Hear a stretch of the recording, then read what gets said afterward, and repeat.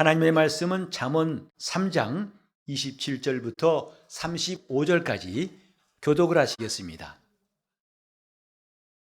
내 손이 선을 베풀 힘이 있거든 마땅히 받을 자에게 베풀기를 아끼지 말며 내게 있거든 이웃에게 이르기를 갔다가 다시 오라 내일 주겠노라 하지 말며 내 이웃이 내 곁에서 안연히 살거든 그를 모해하지 말며 사람이 내게 악을 행하지 아니하였거든 까닭없이 더불어 다투지 말며 포악한 자를 부러워하지 말며 그 아무 행위든지 좇지 말라. 대저 패역한 자는 여호와의 미워하심을 입거니와 정직한 자에게는 그의 교통하심이 있으며 악인의 집에는 여호와의 저주가 있거니와 의인의 집에는 복이 있느니라. 진실로 그는 거만한 자를 비웃으시며 겸손한 자에게 은혜를 베푸시나니 지혜로운 자는 영광을 기업으로 받거니와 미련한 자의 현달함은 욕이 되느니라. 오늘도 하나님 앞에 나와서 예배하는 여러분 심령이 물된 동산처럼 영적인 부유가 흐르고 하나님의 사랑과 은혜를 일생 동안 받기를 예수 이름으로 축복합니다. 우리가 예수를 잘 믿고 싶은 마음 누구나 다 갖고 있습니다. 구원받은 사람들이 남아있는 것은 영생이고 하나님 나라지요. 그런데 거기에 들어가려면 어떻게 할 것인가? 내가 예수를 잘 믿고 싶은데 어떻게 믿어야 할까? 요즘 세상을 보면은 때로는 혼란스럽고 때로는 낙심되는 일이 많고 믿는 자의 참모습이 무엇인가를 우리가 찾고 싶을 때가 많습니다. 예수님 당시에도 사두개 청년이와 물어봤습니다. 선한 선생님이여, 내가 어찌해야 영생을 얻으리이까? 이런 질문을 한 사람이 아주 희귀했던 거라고 생각합니다. 왜냐하면 당시 사두개인들은 그 당시 부유층이었어요. 상류층이었습니다. 그들은 모자란 것이 없고 오히려 남에게 이른바 갑의 행세, 뭘 요구한다든지 아쉬운 처지를 갖고 있는 사람들이 아니었습니다. 그래서 사두개인들이 예수를 선대한 것은 찾아볼 수가 없어요. 간혹 바리새인 중에 어떤 사람이 억지로라도 주님을 식사 초청한 적이 있습니다만 사두개인이 예수님을 선대했단 말은 못 들어봤습니다. 그런데 그 사두개 청년이 와가지고 주님께서 귀를 기울이실 만한 말을 했습니다. 영생을 어떻게 하면 얻겠습니까? 주님께서 관심을 가지시고 율법에 뭐라고 기록되었으며 너는 어떻게 읽었느냐? 그랬더니 그는 똑바른 답을 말했어요. 이렇게 하라, 이렇게 하라, 이렇게 하라 했습니다. 그러면 그걸 행하라. 그러면 살리라 하니까 이 사람이 자신 있게 말했어요. 주여, 내가 어렸을 때부터 잘 지켰나이다. 주님께서 그를 보시며 사랑하사 가라사대라고 성경에 기록되어 있습니다. 저는 복음서 가운데에서 예수님이 사랑하사 말씀하시더라는 적을 그것 외에는 본 적이 없는 것 같아요. 주님은 무척 그 사람에 대해서 관심을 가지고 애착을 가지신 것 같아요. 근데 거기까지는 100점이었는데 주님 말씀하시기를 오히려 한 가지 부족한 것이 있다. 내 소유를 팔아서 가난한 사람을 주고 나를 쫓으라. 하늘에서 너에게 보화가 있을 것이다. 하지만 이 사람은 재물이 많은 거로 주님 말씀을 받아들이지 못하고 매우 근심하며 돌아가니라고 기록되었습니다. 성경 보면서 참 아쉬움이 남는 구절 가운데 하나지요. 그때 만약에 그 사람이 주님 말씀을 따라 용감하게 결단을 내렸더라면 그는 주님의 제자 중에 하나가 되었을 것입니다. 주님은 지원한다고 다 제자를 받지 않으셨어요. 우리는 12제자를 부르신 주님 모습 보면요, 한 사람도 차원에서 된 사람이 없습니다. 전부 다 주님이 부르셨어요. 각각 부르셨어요. 이 사람도 주님께서 부르셨어요. 나를 따라오너라. 베드로에게 말씀하신 것 똑같이. 그러나 이 사람은 그 주님 말씀을 마침내 받아들일 수 없어서 얼마나 안타까운 일인지 읽는 우리들이 참 안타깝습니다. 그 기회를 놓쳤다는 것이 얼마나 통탄할 일인가. 그만큼 우리는 예수를 믿는 일이 참 중요하고 동시에 어떻게 하면 잘 믿을까. 이것은 그리스도인이라면 누구나 다 공통된 관심사입니다. 여러분도 마찬가지라 생각합니다. 여러분 예수를 잘 믿고 싶으시지요? 주님 나라에 들어가서 영광스러운 성도로 칭찬과 그분의 상 받고 싶으시지요? 기왕에 믿는 거 우리는 그렇게 해야 하지 않겠습니까? 근데 이런 소원이 있을지라도 막상 어떻게 할지 모른다면 이것도 아쉬운 일이 아닐 수 없습니다. 우리는 예수를 잘 믿자라는 말을 많이 합니다. 그러나 구체적으로 뭐하냐? 어떻게 하면 잘 믿는 거냐? 교회 열심히 나가고 전도 열심히 하고 또 기도 많이 하고 성경 많이 보고 새벽 기도하고 교회 봉사 열심히 하고 그거 필요합니다. 틀린 거 아닙니다. 하지만 뭔가 한쪽이 좀 비어있는 것 같지 않습니까? 뭔가 아쉬움이 남지 않습니까? 그런 사람이라면 오늘 이 본문이 확실하게 눈에 들어올 겁니다.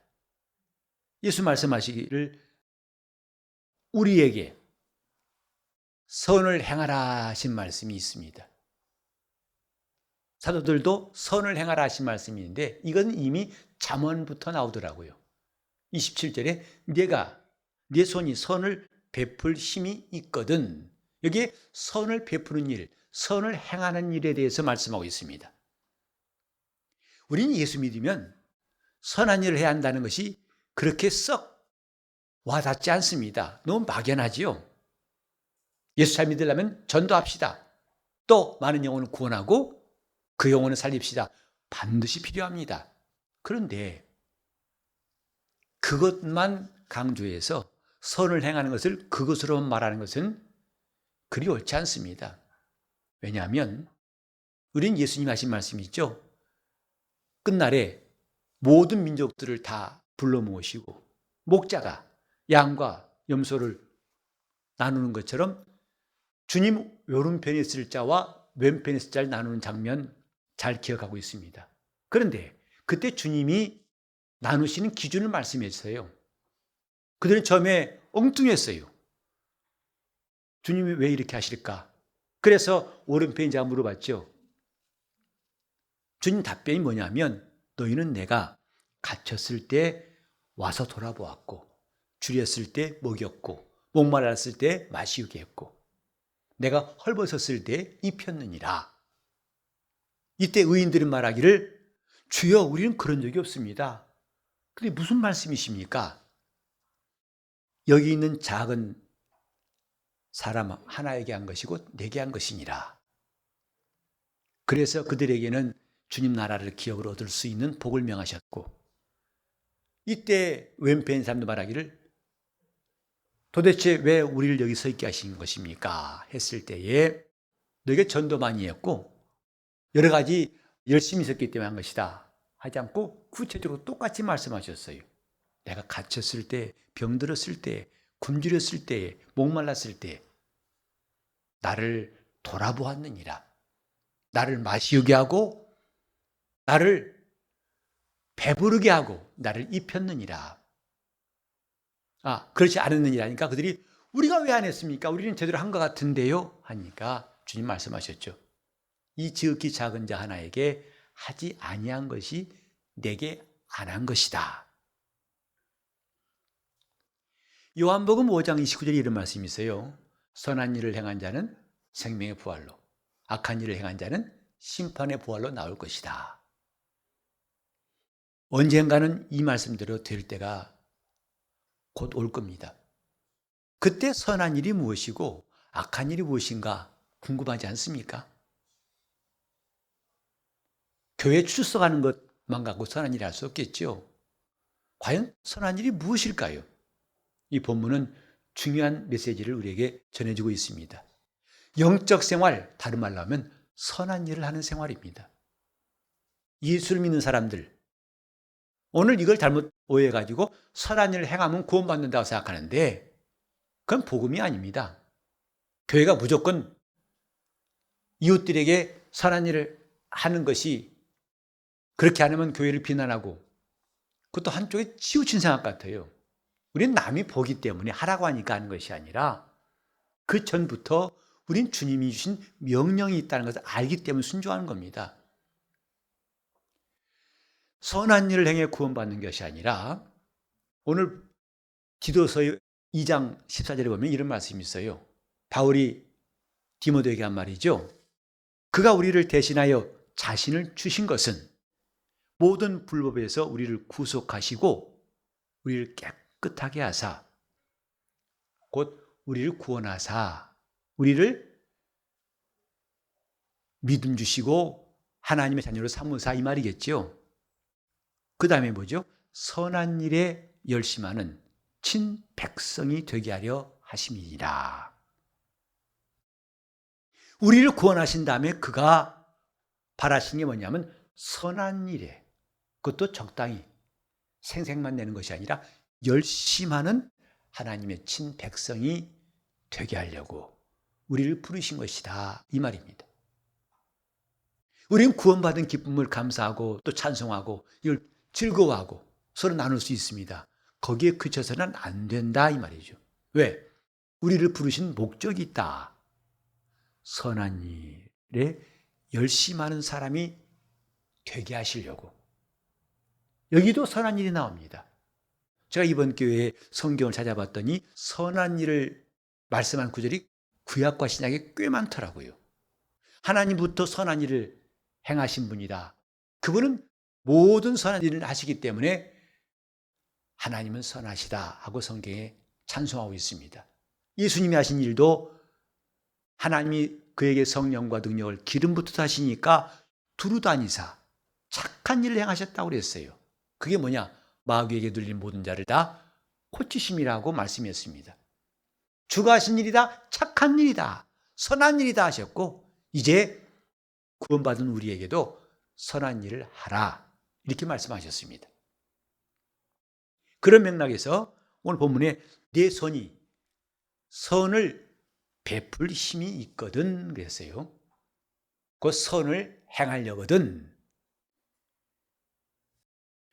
마땅히 받을 자에게 베풀기를 아끼지 말라. 이 말씀은 우리가 선을 행하되 누구에게 할 것인가를 명확하게 대상을 말씀하고 있습니다. 누구죠? 마땅히 받을 자에게. 여기에 내 손으로 선을 행한다 할 때에는 말로 하는 선행이 아닌 것을 알 수 있고, 본문은 구체적으로 우리가 물질로서 행하는 구체적인 선을 말합니다. 우리 가진 것을 가지고 선을 행하는 것을 말씀한다, 이 말이죠. 입으로 하는 선함이 아니라 직접 우리가 손으로 가진 것을 가지고 할 수 있는 선함이 뭔가. 근데 그것을 어떤 사람에게, 누구에게 할 것인가? 마땅히 받을 자에게. 우리 성경에는 이렇게 마땅한 형용사와 받는 사람 두세 단어가 있습니다만은 히브리어 원어는 한 단어예요. 내가 선을 행할 때 누구에게 이 마땅히 받을 자는 한마디로 바알이라고 되어 있어요. 여러분 히브리어 성경에 히브리어 말로 바알 그러면 인상은 아마 안 좋을 거예요. 왜? 우리는 바알신만 떠올라요. 그래서 바알이 왜 나오나? 그리고 원래 단어에 대한 이미지가 그렇게 좋게는 서 있지 않는 것 같아서 조심스러운데, 사실은 이 바알이란 말은 그렇게 바알신을 말하는 게 아닙니다. 원래 주인, 이 뜻이에요. 바알은 곧 주인이다. 권리가 있는 사람, 소유권자를 말하는 것입니다. 그래서 주인, 이 집의 주인, 바알 그래요. 여러분이 기돈이라는 사람 아시죠? 기도원의 이름은 원래 여룻바알이에요. 하나님이 싫어하시는 바알 이름 들어갔다 해서 여러분 기도원이라고 그 사람을 나쁘게 인상하지 않지 않습니까? 이제 바알이란 말은 아주 한쪽에 치우친 이방신의 대명사가 아니라 원래 주인 이 뜻입니다. 그러니까 내가 손으로 선을 행하려면 누구에게? 마땅히 받을 자에게 하라. 곧 주인에게 하라 이 말이죠. 여기서 우리는 조금 더 이해가 안 가는 것이 있어요. 우리가 때때로 우리에게 도움이 필요한 사람들이 와서 지금 내가 배고픈데 5천 원만 주시면 밥 한 끼 먹을 수 있습니다. 돈 좀 주십시오. 가끔 교회도 그런 분들이 와요. 또 내가 지금 시골 내려갈 계획인데 차비가 모자랍니다. 10,000원만 주시겠습니까? 나중에 10월 달에 꼭 갚겠습니다. 우리에게 이런 사람이 구할 때 우리는 때로는 마지못해 할 때가 있고 또 기쁜 마음으로 하는 경우가 그리 많지는 않을 거예요. 더더욱이 마땅히 받을 자라고 여겨서 그에게 준 일은 별로 없을 겁니다. 다만 우리가 불쌍히 여기고 또 주님께서 불쌍히 여기라 하셨으니까 그렇게 해야겠지라고 할 수는 있을 거예요. 근데 성경은 단순히 그를 동정해서 주는 것 정도가 아니라 그 이상을 말씀하고 있어요. 누구에게? 바알에게. 네 주인에게. 아니 가난한 사람을 돕는데 뭔가 필요한 사람 돕는데 무슨 주인에게 하라 했을까? 그 얘기하는 게 왜 주인에게 하는 것일까? 이것이 우리에게는 잘 납득이 안 되죠.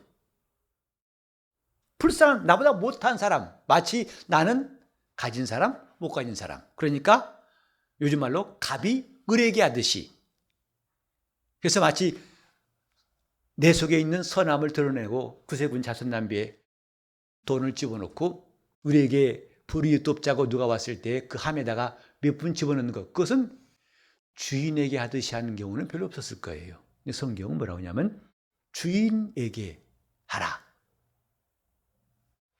이 말씀이 잘 이해가 안 될 때 우리는 주님께서 누가복음 14장 12절로 14절에 하신 말씀을 기억합니다. 거기 뭐라고 하셨는 거 아니? 너희가 점심이나 저녁이나 베풀거든 식사를 준비할 기회가 있거든 부모나 형제나 자매나 또 친척들이나 친구들 너희가 평소에 사귀고 싶었던 부한 이웃들 그들을 청하기 십상인데 그렇게 하지 말라 하셨어요. 우리 정서와 맞지 않죠? 여러분 좋은 잔치 베풀었을 때 누구 부르시겠어요? 다 아까 이런 사람 부르지 않겠습니까? 주님은 그렇게 하지 말라. 오히려 그런 일이 있거든 내 주위에 어려운 사람들 알아. 형편이 어렵고 힘들고 아프고 고통당한 사람 그들을 청해서 대접하라고 말씀했어요. 주님은 그 이유를 말씀했어요. 그렇게 하면 너희에게 복이 되리니 했어요. 왜 복이 될까? 저희는 갚을 능력이 없어서 내게 갚지 못한다.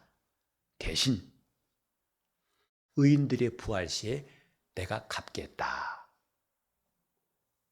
주님은 그들에게 한 것을 우리가 주님에게 한 것처럼 그렇게 인정하시겠다는 거죠. 구약 성경에도 많이 나옵니다. 하나님은 고아와 과부의 재판장이시고 그래서 그들을 멸시한 것을 매우 악한 일로 규정하시고 그들에게 경고하셨어요. 그들을 돌볼 자가 없어요. 그들을 불쌍히 여기고 더 생각할 사람들이 그때나 지금이나 각박한 인심에서는 거의 없습니다. 그래서 그들을 함부로 대하고 억울하게 만들 수 있습니다. 하나님은 그것을 묵과하지 않으시겠다는 거죠. 그들의 재판장이시다. 왜? 그렇게 한 것은 곧 하나님께 대해서 그렇게 한 것과 똑같다고 여기신다는 겁니다. 이것이 우리에게 새롭게 정신이 바짝 나는 말씀 아니겠어요? 마땅히 받을 자에게 바알에게 하라. 주인에게 하라. 우리는 굳이 하더라도 생각을 바꿔야 됩니다. 지식을 바꿔야 됩니다. 그저 우리가 좀 있으니까, 또 이렇게 하는 게 좋으니까, 선한 것이니까 그런 마음가짐이 아니라 마땅히 받을 자에게, 그들에게 한 것은 곧 주님께 한 것이다, 이 말입니다. 하나님만이 마땅히 받으실 뿐입니다. 우리는 그의 것을 가지고 사는 사람들, 그가 우리에게 주신 것들로 살고 있다가 언젠가 우리는 이걸 다 놓고 떠날 때가 올 겁니다. 여러분 그런 말 들어보셨어요? 한 방에 훅 간다. 저만 모던한 사람, 여러분 다 클래식한 것 같아요. 한 방에 훅 간단 말. 그러니까 그렇게 건강했던 사람도 오늘 갑자기 이 땅을 떠났어요. 가진 것도 많은 사람이 하루아침에 다 잃어버렸어요. 쌓아놨던 거 다 날아가 버렸어요. 다들 어이가 없고 이해할 수 없어가지고 오한이 벙벙해서 와 한 방에 확 간다. 근데 성경에 보니까 그런 말씀을 보면 한 방에 훅 간단 말이 있더라고요.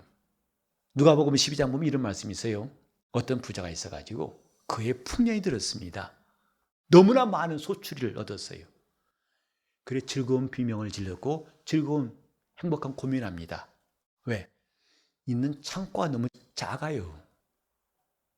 그래서 결국은 창고를 헐기로 결심하고 더 큰 창고를 지었습니다. 남김없이, 추수한 것을 남김없이 다 차곡차곡 빼곡히 가득 채워놨어요. 하나도 빠짐없이. 얼마나 든든하겠습니까? 그리고 자기 영혼에게 말합니다. 내 영혼아, 여러 해 쓸 물건, 물론 한 해가 아닙니다. 내년도가 아니라 여러 해 쓸 물건을 저렇게 많이 쌓아놓았다. 넣었더니 기쁘지? 그러니까 평안히 먹고 마시고 즐거워하자. 화이팅! 한 겁니다. 그때 하나님 말씀하시기를 어리석은 자여, 내가 오늘 밤 내 영혼을 취할 것인데 그렇다면 내가 지금까지 준비해 놓은 것 누구 것 되겠느냐? 하나님은 한 방에 훅 가게 할 수 있는 분이라는 것을 거기서 볼 수 있어요. 우리가 지금 하나님 앞에서 잊지 말아야 할 것, 내가 쌓아놓은 것 다 내 것이라고 생각하지 말아야 되고 내가 할 수 있는 것 전부 다 내 것이라고 생각하지 말아야 한다 이 말이죠. 우린 지금 하나님 앞에서 항상 두렵고 떨림이라는 말은 그분이 원하시면, 그분이 정하시면 아무도 막을 자가 없다는 사실. 한 방에 훅 갈 뿐만 아니라 그분은 단번에 놀라운 역사를 이루실 수 있습니다. 하나님을 의지하고 그를 경외한 사람에게는 눈앞에서 순간에 바다를 갈라가지고 그 가운데 길이 있게 하시기도 하고 광야 굳은 바위에서 샘물이 터져나오기도 하시고 매일매일 만나를 먹이시되 며칠 동안 키운 게 아니라 40년 동안, 그것도 몇 명이 아니라 한 가족이 아니라 장정만 60만 명 되는 이스라엘 사람들을 먹이시는 분. 그분이 딱 만나를 그치게 하시니 그 다음부터는 그들이 이 땅에서 더 이상 만나를 얻지 못했다고 그랬습니다. 이런 하나님 앞에서 우리가 사는 겁니다. 하나님이 누구시냐? 우리는 하나님이 우리에게 무엇을 하실 수 있는 분이라는 것을 아는 만큼 그분을 신뢰할 수 있습니다. 그래서 그분 앞에 겸손할 수밖에 없고 그분 앞에 우리는 순종할 수밖에 없죠. 여러분 11조 하실 때에 11조는 하나님 것이다라고 알고 드리고 계시죠? 그게 11조의 의예요. 11조의 의, 법이다 이 말이죠. 곧 내게 주신 수입 가운데에서 다 내 것이 아니고 10분의 1은 하나님 것이다 하는 구별, 그걸 구별해 드리는 것이 11조의 의입니다. 마치 내 것을 드린 것처럼 할 때는 아까울 때가 많죠. 좀 깎아서 10분의 1에 10분의 1만 하면 안 되나? 워낙 한꺼번에 돈이 많이 들어오니까 고민할 때가 생기죠. 1,000만 원에 11조 100만 원입니다. 평소에 한 1, 20만 원 11조 하다가 100만 원 하려니까 막 부들부들 떨리죠. 주님, 어떻게 안 될까요? 좀 잘 안 될까요? 이런 마음 생길 수 있죠. 근데 그런 마음도 있었지만 이제는 장성한 사람이 되었을 때는 과감하게 합니다. 저도 그때 아주 큰 11조 할 때 있었어요. 정말 제 일생 동안 그렇게 큰 11조를 한꺼번에 했던 때가 없었습니다. 그때 과감하게 하나님 앞에, 이건 너무 당연한 거니까. 근데 우린 11조만 그렇게 할 것이 아니라 내게 주신 것 가운데에도 내 마음대로 할 수 없는, 내가 내 권리를 행사할 수 없는 부분이 있다고 생각하면 어떨까요? 다시 말해서 내게 주신 것 가운데에도 내가 선을 행하기 위해서 주님이 내게 맡기신 것이 있다는 것을 인정한다면 우리는 오늘 이 말씀을 제대로 순종할 수 있어요. 마치 우리가 어려운 이웃들을 도울 때에 내 것을 떼준 것처럼 생각하는 거하고, 아니야, 원래 이것은 내가 하루 3끼 먹었고 입으로 잊고 할 수 있는 게 있다면 나머지는 그건 주님께서 내게 다 쓰라 주신 것이 아니고 이렇게 선을 베풀라 주신 것이다 라고 여긴다면 이 마음은 참 하나님 보시기에 아름답고 또 주님이 받으실 만한 것이라고 생각합니다. 그럴 때 우리는 마땅히 받을 자에게 주라 하신 말씀을 순종할 수 있습니다. 마땅히 받을 자에게. 그렇게 하다 보면은 우리 주위에는 어려운 사람들이 하나 둘씩 해결받고 다시 일어설 수 있는 기회가 생길 수 있어요. 이것은요, 구약 이스라엘에게만 말씀하신 게 아니라 신약 성경은 똑같이 이런 일들을 우리에게 권장합니다. 성경에 말씀했습니다. 예수님 오실 때가 가까움을 볼수록 우리가 서로 돌아보아 사랑과 선행을 격려하자. 우리가 어려운 이웃들을 생각하는 것은 연말에만 해야 할 행사가 아니라 선을 행하되 마땅히 받을 자에게 행하라. 그들에게 한 것은 그들이 갚지 않을지라도 섭섭해하지 말아라. 그건 내가 갚아주겠다. 이렇게 해서 주님 말씀대로 선을 행하는 것 참 놀라운 일이고 하나님께 상 받을 일입니다. 선한 역사입니다. 우리는 전도돼야 됩니다. 열심히 영혼을 구령해야 되죠. 하지만 이것만 강조하는 것으로서 이걸 버리면 안 된다 생각합니다.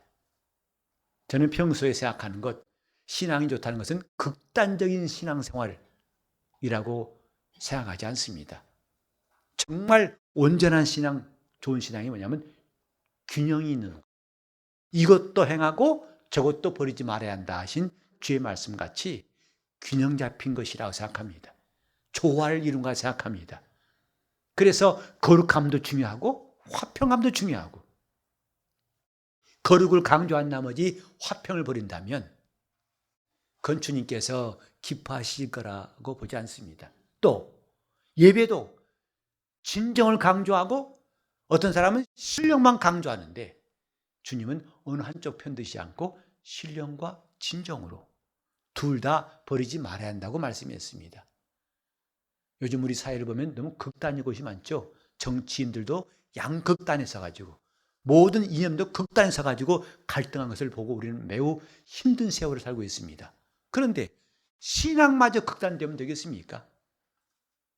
구제는 필요 없는 것처럼, 또 구제한다더라도 마치 내 것을 선심 쓰듯이, 이것은 온전한 것이 아니라고 생각합니다.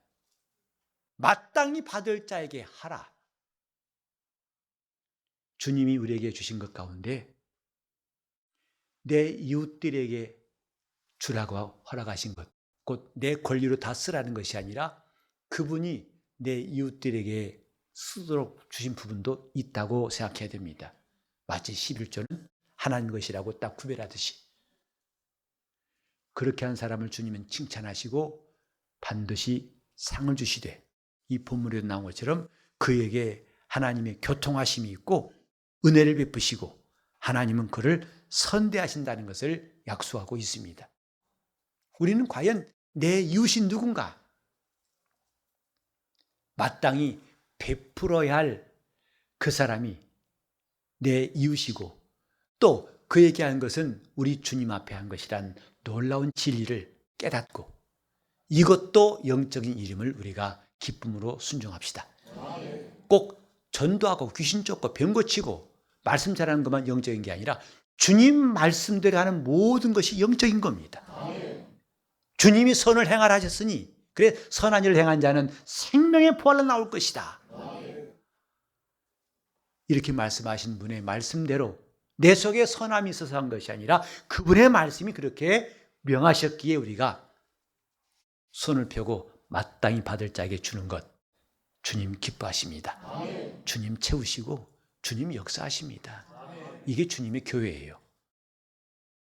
영적이란 말에 대한 오해, 한쪽의 치우친 편견을 버리고 우리는 신령과 진정을 다 취하신 주님 말씀을 기억하면서 이제 주 오실 날이 가까운 이때에 우리는 사랑과 사랑을 격려하며 서로 돌아볼 수 있는 주님의 거룩한 성도 되시기를 예수 이름으로 축원합니다. 기도하실 때 내가 이제 이웃을 찾게 도와주시고 마땅히 받을 자를 찾을 수 있도록 주님 내 눈을 뜨게 하시고 관심을 가질 수 있도록 베풀 수 있도록 내게 주신 시간과 물질과 또 가진 것들을 나눌 수 있는 온전한 신앙이 될 수 있도록 통성으로 기도하시겠습니다. 하나님 아버지, 우리 주님을 의지합니다. 선하신 하나님 말씀 우리가 받아 순종하게 도와주시기를 간절히 빌곤합니다. 도와주옵소서. 어른부터 아이까지 이렇게 온전한 신앙을 배울 수 있도록 도와주옵시되 마땅히 받을 자에게 우리가 행하기를 주저하지 않게 도와주옵시고 열심을 낼 수 있도록 인도하여 주옵소서. 주여 도와주소서. 함께하여 주시옵소서. 인도하여 주시옵소서. 하나님 아버지, 우리에게 주신 것 가운데에 다 내가 쓰는 것이 아닌 것을 우리는 11조함으로 깨달았고, 이에 더하여 내 이웃들에게 손을 펴야 할 것들이 있음을 알았사오니 아버지 하나님, 우리가 온전한 성도가 되기 원합니다. 믿음이 있어서 하나님의 뜻대로 사는 신앙과 생활의 조화가 이루게 도와 주시옵시고, 또 우리 주님을 사랑하고 우리 주위에 있는 이웃들을 사랑할 수 있는 조화와 균형 있는 신앙생활 허락하여 주시옵소서. 하나님 아버지, 주신 시간과 물질 가운데에서 내가 반드시 손을 펴서 마땅히 받을 자에게 줄 수 있는 기회를 주시고 그런 사람들을 찾게 도와주시고 그런 마음을 넉넉히 주셔서 우리 신앙이 갈수록 건전하고 성장하고 온전케 도와주심으로 주 앞에 설 때의 칭찬과 상 받는 우리 모두가 되게 하여 주시옵소서. 전도 열심히 하고 영혼을 구령할 뿐만 아니라 마땅히 우리가 손으로 선을 행할 기회가 왔을 때에 다음으로 미루지 않고 주저하지 않게 도와주시옵시고 기꺼이 순종할 수 있도록 성령께서 감동하여 주시옵소서. 주여 은혜 함께 하시옵고 예수 이름 받들어 기도 올리옵나이다.